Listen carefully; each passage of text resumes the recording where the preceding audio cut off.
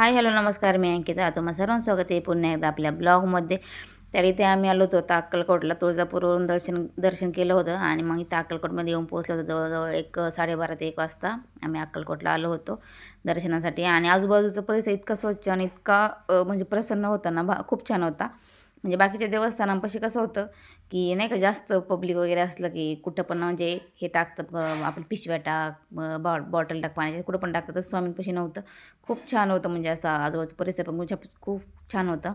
आणि आतमध्ये मंदिरात मी वटवृक्षाखाली गेले होते, तर एवढं प्रसन्न वाटत होतं ना की खूपच म्हणजे मला हे ग्रीन कलरचं जे आहे ना, त्यांनी जसं वटवृक्षाच्या फांद्या वगैरे त्या टाईपमध्ये मला असं वाटत होतं, जसं की वटवृक्षाच्या फांद्या आलेल्या आहेत वगैरे असं. त्यानंतर इथे मंदिर आहे, तुम्ही बघू शकताय. आणि दर्शन खूप छान झालं आहे. आम्ही गेलो त्या टायमाला त्याच्या आधी आरती वगैरे झाली होती. त्यामुळे मग आम्ही गेलो तेव्हा आम्हाला आरती वगैरे पण भेटली आणि एक 5 मिनिट असं समोर उभे राहून आहे स्वामींच्या, एक खूप छान दर्शन झालं असं. कारण तुळजापूरला तसं दर्शन झालं नाही. तुळजापूरला लगेच लोटू काढलं बाहेर हात जोडीपर्यंत. पण स्वामींपाशी खूप छान दर्शन झालं. आणि इथं बघ, इथं पण गर्दी होती. त्यानंतर महाप्रसाद घेतला. महाप्रसाद पण खूप छान होता. म्हणजे नाही का, असं सांबर भात होता, भाजी, चपाती, शिरा, लोणचं वगैरे होतं. ती भाजीच फक्त मी वेगळ्या प्रकारची होती, ती मी पहिल्यांदाच खाल्ली. त्याच्यामध्ये पालक आणि चणा मिक्स होतं, चणा डाळ. आणि त्याच्यानंतर इथं आजूबाजूचं परिसर पण खूप छान आहे, म्हणजे असं प्रसन्न एकदम. ही तुळस, गाई वगैरे बघा, गाई वासरू आहे इथे. नाही घेतलं ओली. हे जातं का फिरून बघा. जात वाटा पाठावर उठा तिच्यावर काय वाटायचं रे बाबा.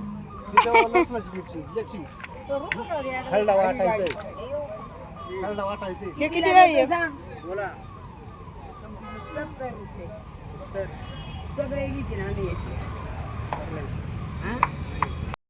तर आता स्वामींचं पण दर्शन झालं, म्हणजे हे महाप्रसाद पण घेतला. आता जायचंय, आता जायचं पंढरपूरला. तिथे गाड्या आहेत पार्किंग. दर्शन छान झाले, गर्दी नव्हती, काय नव्हती. एकदम 10 ते 15 मिनिटाचं दर्शन झालं स्वामींच्या इथं. गर्दी वगैरे काही एवढी नव्हती. पण जेवणाला जास्त वेळ गेला. आम्हाला वाटलं लय नाही लागत, जास्त वेळ गेला जेवणालाच तिथे. नाही, बाकी मंडळी इथं मागं बघतात, तिथे दगडाचे खलबत्ते वगैरे. ते इथे प्रसाद घेतलाय स्वामींचा. आता जायचं याला पंढरपूरला.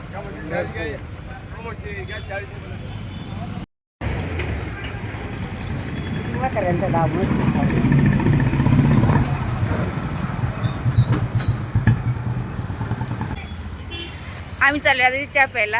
आणि समोर तुम्ही बघितला त्या आजीन ते काय आठचल्लस खेळत होते कवड्या घेऊन.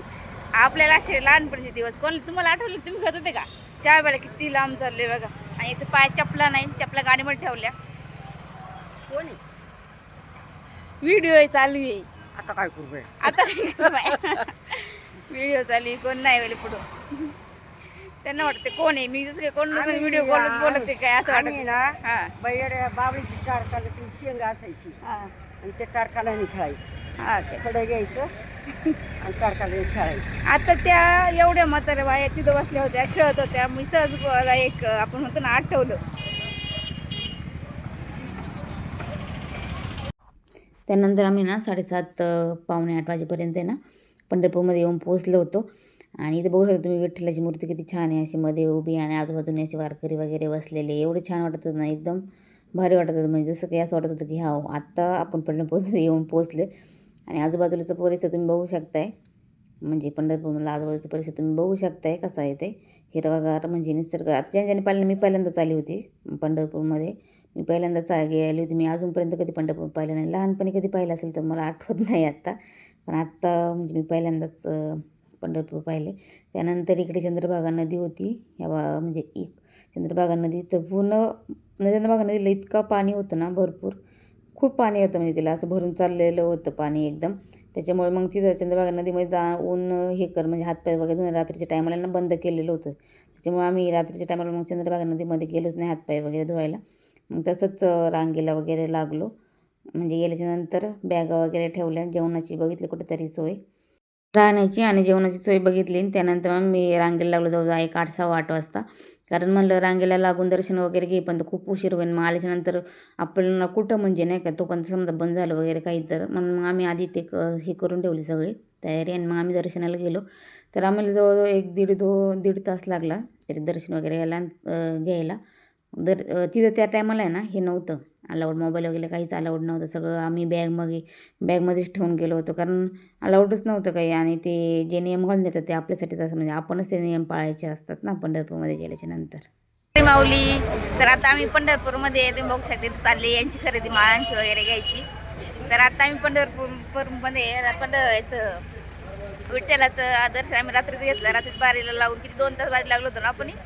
2 तास रात्री बारीला लागून रात्रीच आम्ही दर्शन वगैरे घेतले. कारण सकाळी म्हटलं, कारण काल दिवसभर खूप म्हणजे हे झालं ना, देव केलं, त्याच्यामुळे मग थोडंसं दमला सांगितलं म्हणून रात्रीच घेतलं दर्शन इथे येऊन विठ्ठलाचं. आता फक्त कळसात दर्शन घ्यायचं आणि काय कोणाला काय घ्यायचं आहे, बांगड्या वगैरे काही खरेदी करायची पंढरपूरमध्ये तर तेच करायचं आणि मग निघायचं पुढं जेजुरीला. मग घरी जायचं ना, जेजुरी करून घरी जायचंय का डायरेक्ट घरी जायचंय? अरे बोला काहीतरी मला. दुसऱ्या देवांना पण जायचं. तर चला आता आम्ही निघतो, इथं करतो जरा काही शॉपिंग करतात. रात्री पण खूप छान दर्शन झालं आदल्या दिवशी. आणि दुसऱ्या दिवशी सकाळी मग आंघोळ वगैरे करून म्हणलं मुखदर्शन घेऊन येऊ म्हणून निघालो होतो आंघोळ वगैरे करून. पण इथं एका जागी ना थोडंसं खोललेलं दिसलं, म्हणजे चंद्रभागा नदीमध्ये तुम्ही आंघोळ वगैरे केलं असं खोललेलं दिसलं. कारण रात्री काहीच नव्हतं खोललेलं, कारण पाणी भरपूर होतं, त्याच्यामुळे सगळं बंद केलेलं होतं. भीती वगैरे वाटत होती त्याच्यामुळे, म्हणजे नाही का असं रात्रीच्या टायमाला नाही कोणी शक्यतो असं कोणी पब्लिक सोडत तिथं पाणी जास्त भरपूर असल्याच्यानंतर. त्याच्यामुळे मग सकाळचं म्हणजे सोडत होते म्हणून आम्ही गेलो. पायच धुतले फक्त, कारण आम्ही आंघोळ वगैरे केले होते, पाय धुतले. आणि त्यातले जे हे ना मंदिर वगैरे पुंडलिकाचे मंदिर वगैरे आहेत ना, ते सगळं पाण्यामध्ये होतं, सगळं पाण्यामध्ये गेलं होतं. त्यानंतर मग इथं जे वरती मंदिर आहे पुंडलिकाचं, तिथं दर्शन वगैरे घेतलं. त्यानंतर पुढे मग गेलो. पुढे मग मुक्ताबाईचं हे होतं, काय मुक्ताबाई संस्थान होतं, तर तिथे घेतलं. मग मुक्ताबाईचं वगैरे तिथं पण विठ्ठलाची मूर्ती वगैरे होती, तिथं पण दर्शन वगैरे घेतलं. आणि मग त्यानंतर मुखदर्शन घ्यायला, कसं दर्शन घ्यायला मग म्हणजे पुढे गेलो. आणि रात्रीचं एवढं छान दर्शन झालं ना, आम्ही 1-1.5 तास आहे ना बारीमध्ये लागलो. पण त्यामुळे दर्शन एवढं छान झालं ना, विठ्ठलाच्या पायावरती डोकं वगैरे ठेवून दर्शन झालं खूप छान. पण दुसऱ्या दिवशी खूप गर्दी होती सकाळचं. म्हटलं गर्दी नसली तर आपण बारीला लागू, पण खूप गर्दी होती त्याच्यामुळे आम्ही बारीच लागलोच नाही. मग डायरेक्ट मुखदर्शनच घेतलं, कारण आदल्या दिवशी खूप छान दर्शन झालं होतं. त्यानंतर मग तिथून निघलो घरी येण्यासाठी. तरी ते रस्त्यामध्ये ना मग नाश्त्याला वगैरे थांबलो होतो ह्या हॉटेलला, नाश्ता वगैरे केला.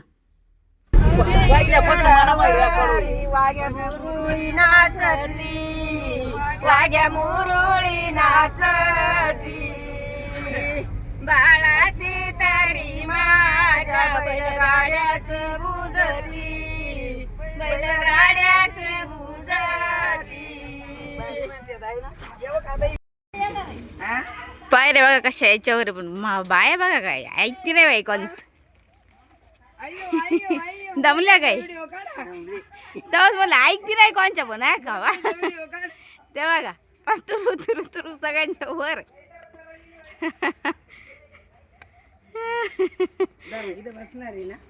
तर घरी जाता जाता ना हे नरसिंहपूरमधलं आहे ना श्री नरसिंह लक्ष्मी मंदिर होतं, तिथे गेलो दर्शनाला. इतकं छान मंदिर होतं आणि इतका परिसर आजूबाजूचा इतका शांत होतं ना की काय सांगू, मला खूप प्रचंड आवडलं होतं ते मंदिर. त्यानंतर मग डायरेक्ट घरी आलो. आणि घरी आल्याच्यानंतर आपलं गावात आलेलं आमच्या गावची ओळख म्हणजे हे 2 कळसाचं मंदिर, तर हे भैरवनाथाचं मंदिर आहे. तर त्यानंतर आम्ही गावामध्ये येऊन पोचलो होतो. मग घरी आलो. 1-2 दिवसाची ट्रिप होती आमची, फक्त जास्त दिवस नव्हते.